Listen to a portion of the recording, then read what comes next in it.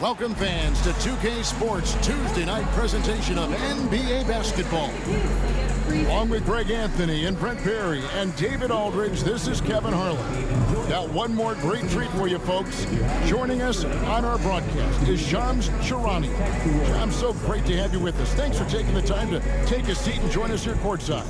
Star-studded group, the pleasure is all mine. I appreciate you guys so very much for having me aboard. Look at the smile on Brent Perry's face. He is thrilled to have you here courtside with us. Absolutely. Super excited about it. Here's a chance now to check out the New York Knicks' upcoming schedule. On Wednesday, the Chicago Bulls come into town, tipping off a homestand for them. And then on Friday, they'll face off against Ben Simmons and the Brooklyn Nets. In that game against Brooklyn, there aren't many other meetings that are as evenly matched as this one. Both teams can give and take punches, and this one, I think, is going to come down to the wire. So the New York starting five. OG Anunoby is out there with Bridges. Then it's Karl Anthony Towns. Then it's Josh Hart. And it's Brunson in at the point. And for Philadelphia, inside for him, it's Martin next to Embiid. Running the wings, it's Oubre and George. And it's Lowry in at the point guard. Now here is Martin. Driving the lane and finished off by Martin. What you like about Martin is he's an opportunist. He finds the lane and he hits it. And here's Brunson. He'll bring it up for the Knicks. To the inside. And Anunoby slams it in. And for a power forward, he can sure get up. I mean, because of that leaping ability, it kind of offsets his height disadvantage. Lowry can't get it to go. You know, Shams, you covered transactions all day long, all season long. And the Sixers have not been shy about making moves. No other team has been more aggressive when you think about trying to figure out this puzzle around Joel Embiid and around Tyrese Maxey. They've always been movers and shakers. This is a franchise that bears watching moving forward, just seeing exactly what moves they make. They always make headlines. You're exactly right. Just 5 on the clock. With the drive, that one's in. His first bucket of the game. He's 1 for 2. Just a smart play by Lowry, and he's running that pick and roll to perfection. Brunson against Lowry. Anunoby is screen on Lowry. Now here's Brunson. Tight defense on him. Anunoby outside. Uncovered. And good. And it takes a nice bounce off the right iron and down. Anunoby's got his second bucket tonight. Here is Lowry.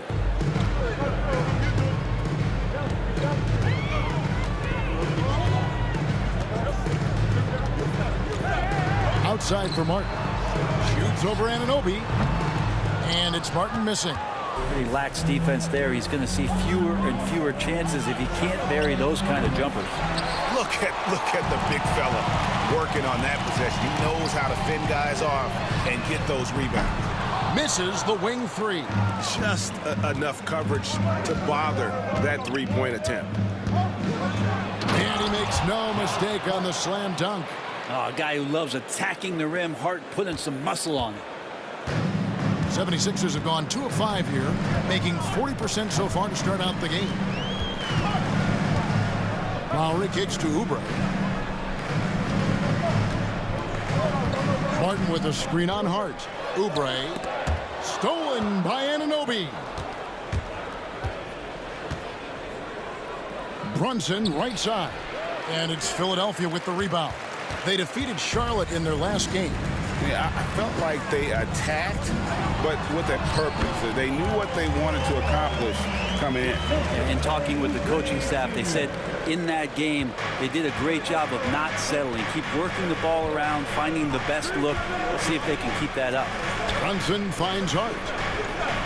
Now, here's Bridges. A three-pointer off the mark. We have all these great foreign players. Maybe 3 of the top 5 players in the NBA are all foreign players, right? And so much was made of Anthony Edwards. Here's a 22-year-old American player who has maybe the charisma, the game, the everything you could package. It could be our next great player. Is there ever talk around the league about why are European players being so dominant? Where are the great young American players to compete against this great influx of international players? The grassroots programs, you have to look at what happens abroad and in the States. You have to give a lot of credit to the way that they develop players over in Europe. In any of those regions, they do a great job, and those players are hungry, they're driven, they're passionate. They're trying to get here to the States and play basketball at the highest level in the NBA.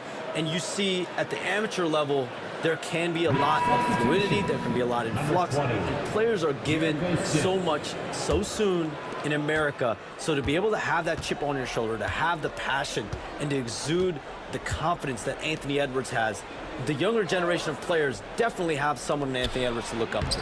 Oh, no, he may have gotten injured right there. He's in a lot of pain. Hey, boy, when you see someone hurting like this, it's always scary.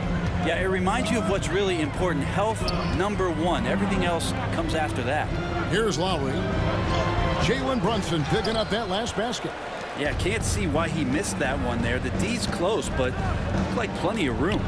You communicate so much with NBA GMs. You talk with owners. You talk with personnel people. You know, knowing what they do, what is an overlooked part of how they operate their day-to-day jobs with these NBA teams?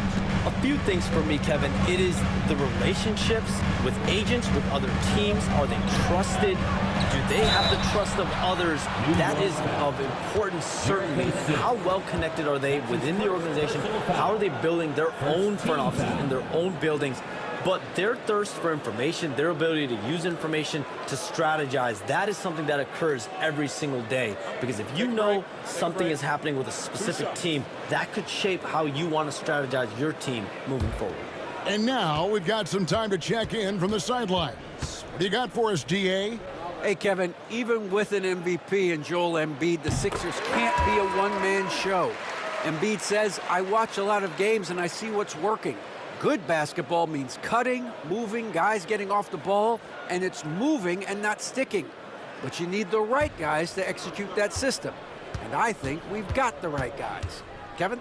I know you and I agree. They do, David. Thank you very much. Good on both. Well, a great player on a great role at the charity stripe. The D has got to be careful about being too aggressive on him and sending him back for freebies. Now, here's Anunoby. He's coming off a 25-point game against Indiana. And he's good on the three ball. When you look at the NBA, Shams, any changes you'd like to see? To me, it's having players stay healthy, right? I would love to have a rule that players just play and the top players are there playing the most meaningful moments of regular season games and allowing players to have freedom defensively.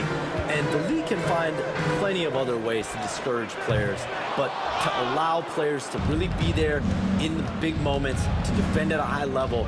And I would just love to have a healthy serum that we can spread around the league and keep these guys in. I think here at the table, we're all nodding our heads, looking up and down. We all agree completely with what you're saying. And so here is Philadelphia, following the score by New York. Here's Lowry, and he banks in the layup. Well, they're trying to take command of this game, but it's been competitive so far. Yeah, everybody trying to get away from one another, and the threads are keeping them close. This has been highly competitive. Anunoby passes to Bridges. No good with the triple. Now, one player sometimes can drag down your offense, and he seems to be an anchor here in this quarter. And he is really in a zone right now, playing and scoring with confidence. And here's Brunson, following Kyle Lowry's three. Back to Brunson. Beautiful dish, and the layup goes down. Brunson's got his second bucket of the night. Well, Brunson, one of those players that's just not going to be denied, determined to convert inside, and he does. Lowry dishes to Oubre. Pass to George. Lets it go from deep. It's rebounded by Anunoby. And you could tell he thought that triple was going to fall. Brunson finds Anunoby. Got that bucket in no time at all. Anunoby's got 7 points in the game. 76ers trailing. Outside, George. At the teardrop, Bridges with some nice defense. We'll see if they want to trade 2 for 1 here. Got to time up that clock to do so. Out to Brunson.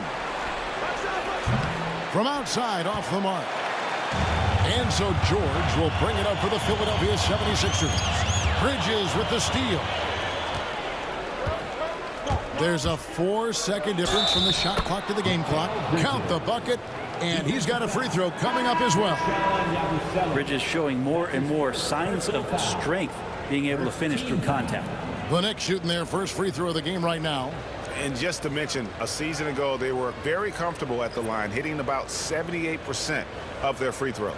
Here's what Philadelphia's going with right now. Joel Embiid, he's checked in for Martin. Kenyon Martin Jr. comes in for George. Gordon's checked in for Oubre. And Reggie Jackson subbed in for Kyle Lowry. And a talented swingman. Bridges is someone to keep an eye on as he continues to round out his game. Here's Jackson.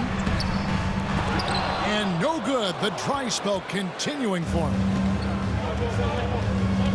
Here's Bridges. The shot's good on the assist by Brunson. 8 points for him. And guys, they continue to put a lot of pressure on the interior defenders with their work down low. Mikal Bridges has been the guy making things happen for the Knicks. He notched 8 points in the quarter and has that terrific basketball instinct on display. Back right after this.